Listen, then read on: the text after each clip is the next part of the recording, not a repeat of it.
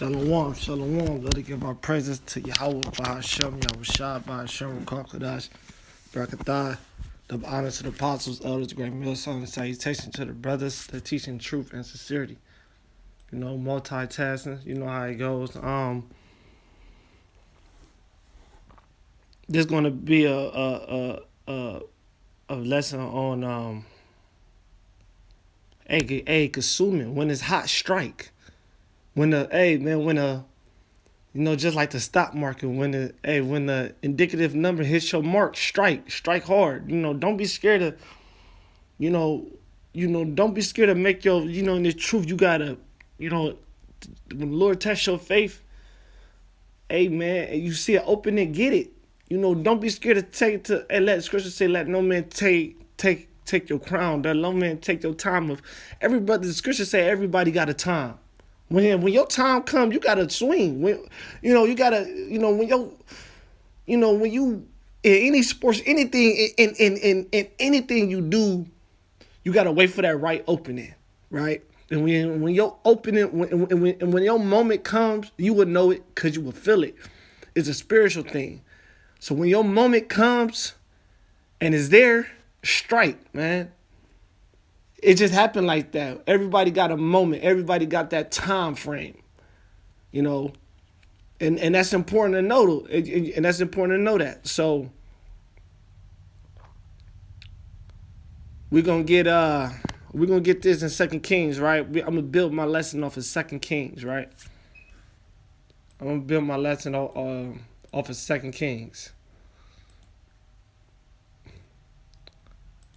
So.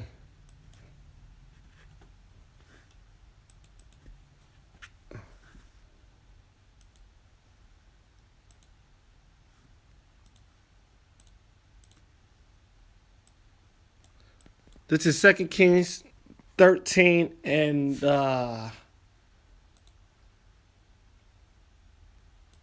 Slaggy, brother. I gotta give my bearings straight. 13 and 9. You know what? I'm gonna start at 11. 2 Kings 13, 11.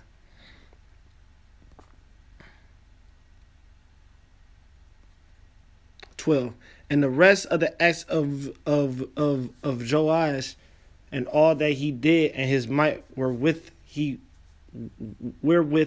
fought against Azariah king of Judah, are they not written in the book of the Chronicles of the king of Israel? And Joash slept with his father, and Jeroboam sat upon his throne, and Joash was buried in Samaria with buried in Samaria with the kings of Israel. Now Elisha was fallen sick, and his sickness wherefore he died. And Joash the king of Israel came down unto him, and wept over his face, and said, O my father, the chariots of Israel, the horsemen thereof. And Elisha said unto him, take the bow. Now this is prior to us. Because we were going against those goddamn Syrians, man. The king of Syrians was putting hell on us, man. And this is this is an account where Elisha was, falling sick, where he died. And the king of Israel right now, he got the time to. Right now, he the Lord gave him basically a moment. The Lord always give everyone a time frame to do the right thing. Even if you, the accounts I didn't read. Even if you was wicked, everybody. It seemed like everyone had a moment to do the right thing. Judas, even when he was about to betray Yahushua, he had he could have got out of that. He could have took that opportunity and not did it. So everyone got a time not to do something. Everyone got a moment to to change. Of course everything the Most High will, but he does present an opening for you to do the right or the wrong thing, So So it say this. So and this is the time where Jeroboam he could have did the right thing, the king of Israel. So let's read it, verse 15. And Elisha said until Elisha said, and and Elisha said unto him,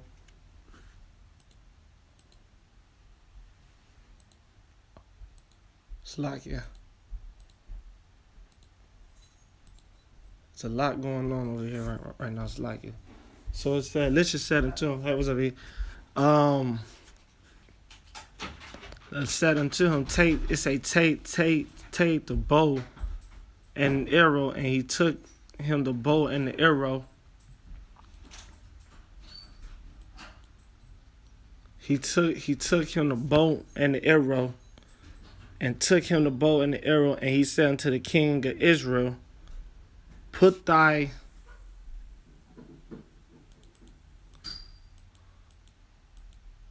it say put thy hand upon the bow, and he put his hand upon it, and Elisha, get out of this tray. This shit crazy. He put thy hand upon the bow, and he put his hand upon it, and Elisha put his hand upon the king's hand, and said, open the window eastward, and he opened it, and then Elisha said, shoot, and he shot, and he said, the arrow of the Lord's deliverance, and the arrow of deliverance from Syria. For thou shalt smite Syria in Aphek till thou hast consumed them. So this is like, look, man, take this arrow and shoot it, man, and it's gonna be a sign that you gonna consume the Syrians, man. This is a sign, man. This is what you got to do from the Lord. He told me to tell you this, to act it out, and this will be a sign for you. And he said, look, take the arrow, and he took them, and he said unto the king of Israel, smite it upon the ground, and he smote thrice and stays. He's like, look, now take these sheet of now take all these arrows and smite it upon the ground, meaning if you shit and consume it. Break all these arrows. These arrows are the Syrians and the kings and the armies. The more arrows you break, the more Syrians are gonna be destroyed. So if I'm the king of Israel right now, and a prophet tell me this, I'm breaking it in pieces. I'm smiting it on the ground, left and right. I'm making sure everything is done. This nigga, this dude smited thrice and stayed, meaning he stopped. He smited thrice. And look what Elisha do. And here it is, Elisha is sick. And look at this. And look what Elisha say. Verse 19. And the men of God was wroth with him. Let's look at that word wroth, man. He like, man, what the fuck type of shit? Look what. To be wroth, to be full with wrath, to be furious. He was pissed off like, nigga, what the fuck? Niggas, you crazy? I just gave you an opportunity to... I just gave you an opportunity. I just gave you an opportunity, man. What did you want? He like, nigga, I just gave you an opportunity to basically be freed of oppression, to be freed of these Syrians, these heathen nations coming against us, destroying the daughters and the sons of Israel, man. And and what this dude do? He smoked thrice. He broke 3 fucking arrows. It could have been 10 of them in there. He broke 3 of them and stopped. So the men of the Lord, he said, look, verse 19, the men of God was wroth with him, and said, thou should have had smitten 5 or 6 times. Thou hast smitten Syrian till that it has consumed it. Whereas now thou shalt smite Syrian but thrice, man. So best saying is, man, What that is saying, the man, the Lord was like, man, you should have broke it fucking 5 times, 6 times. Hell, you should have fucking consumed it. That's what you should have did. But since you only did it thrice, you only gonna get three wins. Then you gonna go into slavery after that. Because that's what ultimately happened to the people of Israel. They went into slavery. But that goes to show you, man, you gotta strike when it's hot, man. There was a precept. You gotta strike when it's hot, man. When the Lord give you an opportunity to fulfill His will, God damn it, do it. Don't be fickle about it. When it's time for you to, to do a video. I mean, you got the opportunity to breathe, pray. If you got an opportunity to do what it got to do it. You know. Let me get this now, Jeremiah.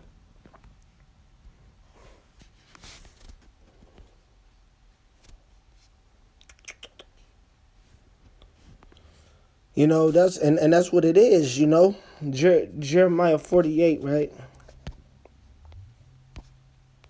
And 10, it say, "Cursed be he that do the work of the Lord deceitfully, and cursed be he that keepeth back his sword from blood," right? Cursed be he that keepeth his sword back from blood. You can't be you can't be scared to do the work of the Lord. When the Lord call you, you gotta answer. When the Lord call you, you gotta answer, man. When it's time to do the work, you gotta do the work. When the Lord, he you gotta do it, man. Cursed be he that keepeth back his sword. Cursed be he that keepeth back the sword, meaning this the Bible, the law, the truth.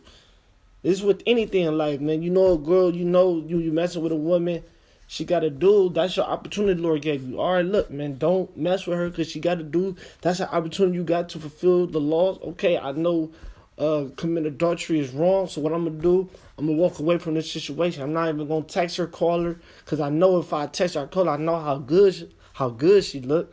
I know if I go over there, you know what I'm saying? Don't even play around with it, because you know how women can get to Jay. You can tell yourself you're not gonna mess with it, but you see her right in person, see her face to face, and all that good shit.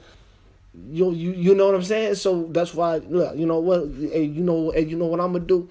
I'm not even gonna put myself in that situation. I'm just going head home. I'm not even going. I know she walked this way. I'm gonna walk that way because I know if I see it, I'm gonna want it. So you know what I'm gonna do. You gotta do these things, man. You gotta strike when it's hot, man. When it's time to consume it, consume it.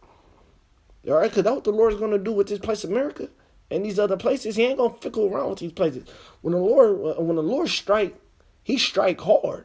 You see what happened to Egypt?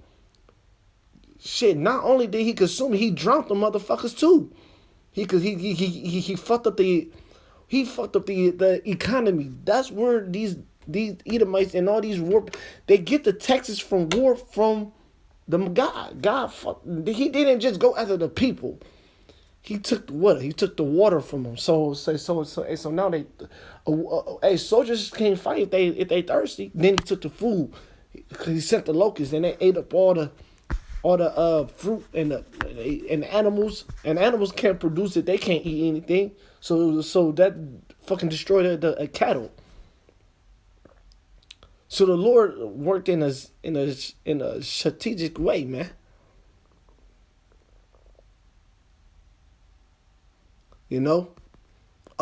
So this is what, cursed be he that keepeth back his sword. So when it's time for you to use the wisdom that the Lord bless you with, you gotta use it, man.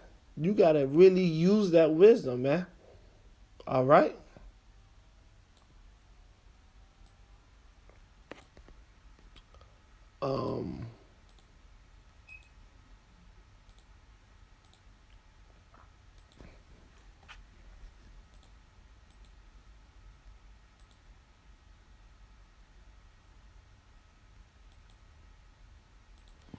Let me get this in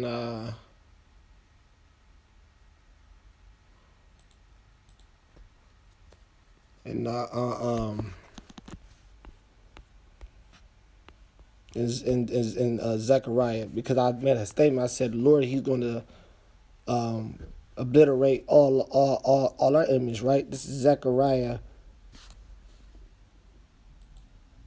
This is Zechariah 9. No, what is Zechariah 9 and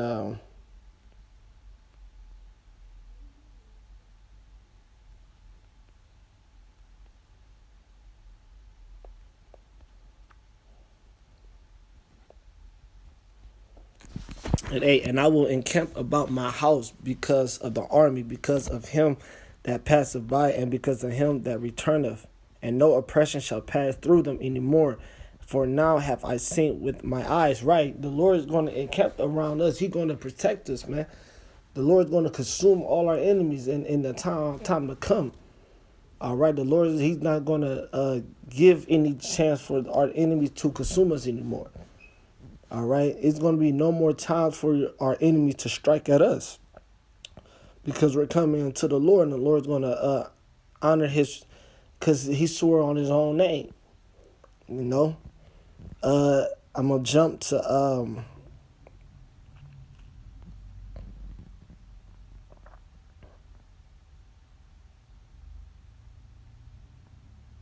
I'm gonna jump to 12. It say, "Turn ye to the stronghold, ye prisoners of hope, even today do I declare that I will render double unto thee." He gonna render double unto thee. When I have bent Judah for me, fill the bow with Ephraim, and raise up thy sons, O Zion, against thy sons, O Greece. Right? He gonna raise us up, O Zion, because people have no idea what Zion means. Zion means is the children of Israel. You know, a lot of people don't know what they put Zion on the borders of everybody know about Zion Williams, the kid who played basketball, but people don't know what Zion really is. Zion basically is the Israelites, is the elect. We are the Zion. We are the people of Zion. We the monuments of remembrance. We are the Zion. We are Zion. You know.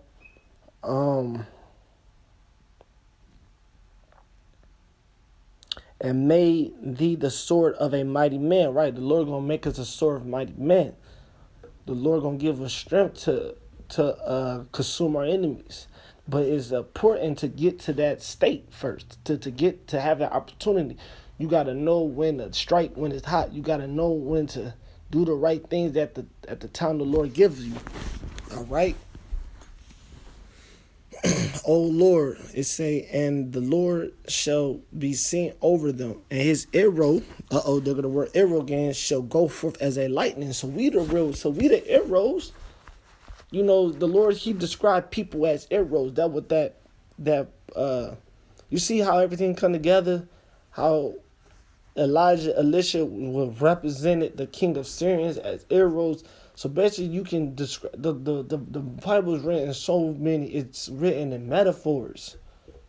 It's written in metaphors which people do not understand. So that's why it's important to understand these precepts and the assemblies that the Lord used. He described people even can be arrows, man. The Lord got to be working with you to even know stuff like that. Because like I say, I used to read the Bible before I learned this, before I learned the name. But before I ain't understand nothing in the Bible, man. I didn't understand not one thing. I can honestly say that. I mean, I remember reading and of course, understanding certain things, but I didn't really get it. I'm like, man, what? You get lost because you don't know for real. You be like, huh? Like back in the day when I used to read. And a lot of people would say that, I talk to people, and man, I just don't understand the Bible. I just don't get it. And if you don't have this knowledge and wisdom, and you don't understand how the Lord, His way of speech, when you start being in, because we're in the truth, we read the Bible, we study, and we watch, and we got other brothers and elders, and the Lord gave us His wisdom. Then you can really start to translate what the Bible is really saying. And the Lord shall be seen over them, and his arrow shall go forth as the lightning, and the Lord God shall blow the trumpet, and shall go with the whirlwind of the south, and the Lord of hosts shall defend them, and they shall devour and stubble with sling stones, and they shall drink and make a noise, as though wine, as through wine, and they shall be filled like bowls, and as the concern of all the altars. And the Lord their God shall save them in that day as a flock of his people, for they shall be as stones of a crown, lifted up as insight upon the land. How great is his God, his goodness, and how great is his beauty. Corn shall make the young men cheer, and the new wine made. With that, shalom.